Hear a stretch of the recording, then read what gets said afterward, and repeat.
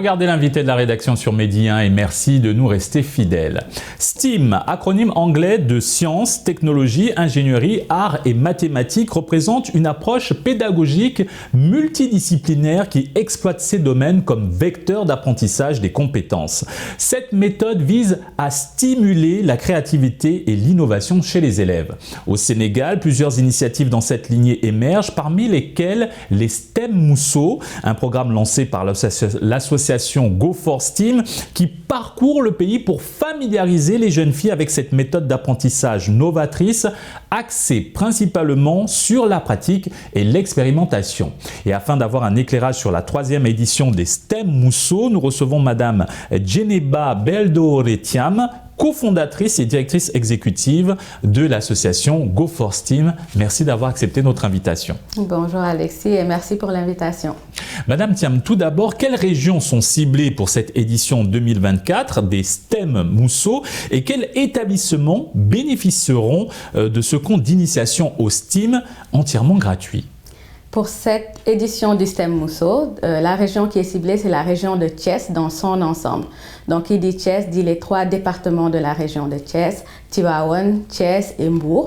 Et nous ciblons 300 jeunes filles, collégiennes et lycéennes, qui seront formées dans nos camps STEM. Ce programme STEAM est exclusivement dédié aux jeunes filles. Qu'est-ce qui justifie ce choix ? Effectivement, il est exclusivement dédié aux jeunes filles. Pourquoi? Parce qu'il y a une très faible représentativité des filles et des femmes dans les métiers des STEM, même dans les études supérieures liées au STEM. L'autre chose, c'est qu'il y a beaucoup d'idées reçues dans tout ce qui est STEM. Donc, quand je dis STEM, c'est sciences, technologie, ingénierie, mathématiques. Beaucoup d'idées reçues par rapport à la longueur des études, la difficulté des études. Et aussi, il y a beaucoup de métiers dans les STEM où, quand on les imagine, on associe l'image d'un homme. Je donne l'exemple du pilote, je donne l'exemple des métiers de tout ce qui est les métiers de l'espace, l'aérospace, les métiers liés à la chirurgie. Rien qu'à la chirurgie, par exemple, c'est des métiers où on imagine directement des hommes. Quelles sont les compétences spécifiques que les jeunes filles acquièrent grâce à leur participation au STEM Mousso? Alors, au-delà des compétences liées à la pratique, tout ce qui est la pratique des STEM, de manière générale, elles vont acquérir tout ce qui est soft skills, donc développer leur créativité, leur esprit d'analyse, esprit critique, la collaboration entre elles. Donc, qui dit collaboration dit esprit d'écoute, force de proposition.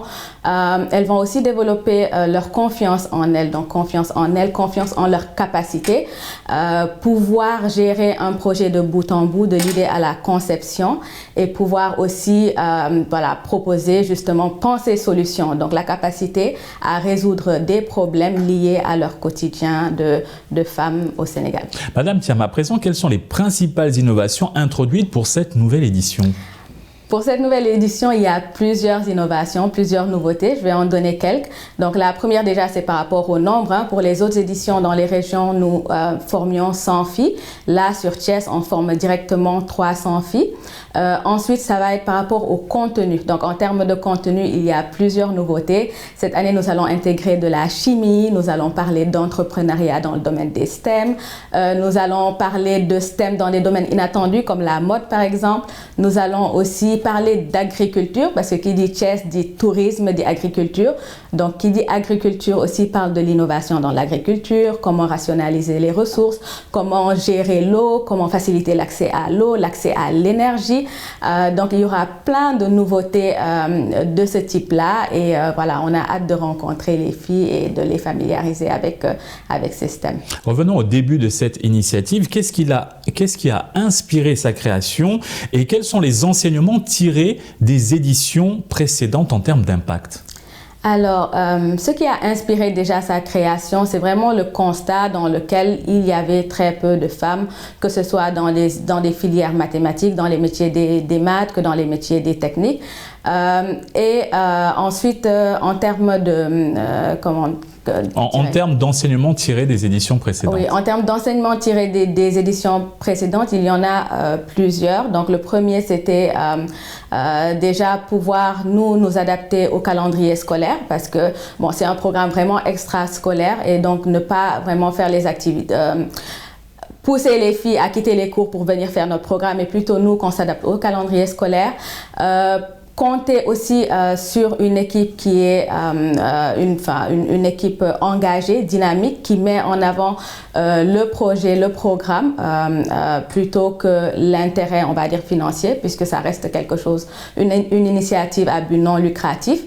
L'autre chose, c'est aussi en termes de partenariat, donc vraiment s'ouvrir au niveau des partenaires, travailler avec les partenaires locaux, travailler avec les écoles, travailler avec les universités. Et la nouvelle chose aussi qui va être intégrée, et ça va rattraper l'autre question, c'est par rapport cette année, on espère pouvoir récompenser un meilleur projet, les meilleurs projets. Donc, on a des partenaires qui sont prêts à récompenser des filles, et donc ça aussi, ça va être intégré. Et c'est quelque chose qui encouragera aussi les filles qui participeront au programme, autant pour moi. Concrètement, quelles sont vos principales attentes pour cette 3e édition des STEM Mousso? Alors, on va dire, en termes d'attente, déjà, la première, c'est l'attente au niveau des filles. On attend que les filles se surpassent, les filles de Thiès se surpassent, parce que on en est à la 4e région. Thiès va être la 4e région. Et les filles, que ce soit de Dakar, Ziguinchor, Saint-Louis, elles ont mis la barre très haute. Et donc, on attend qu'elles se surpassent et qu'elles nous impressionnent avec les projets et avec, ne serait-ce que leur idée et leur capacité à résoudre des problèmes du quotidien. Selon vous, quel peut être l'impact à long terme de cette approche multidisciplinaire de l'apprentissage? Alors, l'impact à long terme, il y en a plusieurs. Le premier, c'est vraiment créer cette génération de filles et femmes innovatrices qui vont proposer des solutions dans un contexte africain, des solutions qui nous ressemblent et des solutions pour les filles et pour les femmes, pour faciliter leur quotidien tout simplement.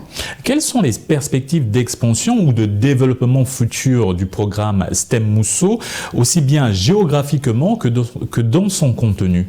Donc, je vais commencer par géographiquement. L'idée du STEM Mousso, c'est vraiment de parcourir tout le Sénégal et de pouvoir initier et faire bénéficier le maximum de filles à cette initiative-là, donc donner cette opportunité au maximum de filles.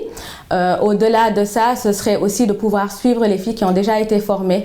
Nous pensons à un programme de mentorat où nous pourrons accompagner les filles qui ont été formées. Là, on a déjà plus de 400 bénéficiaires. Si on rajoute Thiès, ça fera 700 bénéficiaires.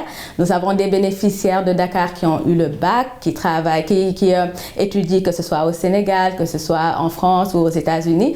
Et donc, il est nécessaire de pouvoir les accompagner dans leurs études, dans leur parcours et répondre à leurs questions. L'autre chose, ça va être aussi développer les capacités des professeurs et enseignants des sciences et techniques dans les régions.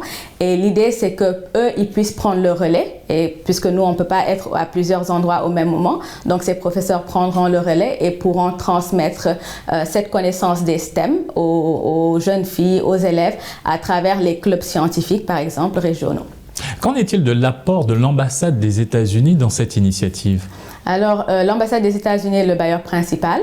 Il nous finance depuis la première édition et plus on avance, plus aussi ils sont prêts à donner plus de moyens à cette initiative parce qu'ils voient vraiment l'intérêt de cette initiative et l'ambition que nous avons. Donc, l'ambassade des États-Unis est le bailleur principal. Quel est le thème retenu pour cette 3e édition des STEM Mousso? Y a-t-il un thème particulier, des thématiques importantes que vous souhaitez aborder avec ces jeunes filles lors de leur formation? Donc déjà, je vais parler de 2 thématiques. Nous, déjà, en tant qu'organisateurs, ça va être la thématique de la Journée des femmes qui est investir en elles. Donc, quand on parle d'investir en elles, c'est investir dans sa connaissance, investir dans ses compétences, investir dans son avenir.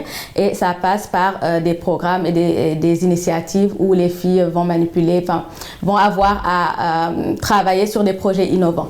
Maintenant, comme en termes de nouveautés, j'ai parlé de l'agriculture. Donc, il y aura des projets vraiment dans le domaine de l'agriculture et qui pourront aider à tout ce qui est optimisation, innovation dans le domaine de l'agriculture, dans le domaine j'ai parlé de la mode aussi, dans le domaine de la mode, la chimie, l'entrepreneuriat. Et c'est vraiment ces nouveautés-là qu'on va faire pour cette édition. Merci Madame Thiam d'avoir accepté cet entretien. Merci Alexis pour l'invitation. Et c'est ainsi que s'achève cette émission. Excellente suite des programmes sur Média 1.